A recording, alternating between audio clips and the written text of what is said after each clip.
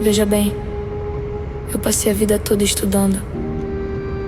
Desde 8 anos de idade, desde 7 ou 6. Eu não consegui encontrar até hoje nada que me convencesse de que não existe um arquiteto do universo. Não consegui. Eu olho para esse universo e eu vejo de uma complexidade estarrecedora. Nada é simples. Nem uma gota d'água, nem um átomo. A ignorância brutal do ser humano que faz achar que tudo é simples. Tudo é extremamente complexo. Eu me curvo diante de uma vontade suprema. Eu creio em Deus. Deixa bem claro, bem claro. Não me pergunte o que é Deus, eu não sou teólogo. Eu não sei. Mas eu creio em Deus.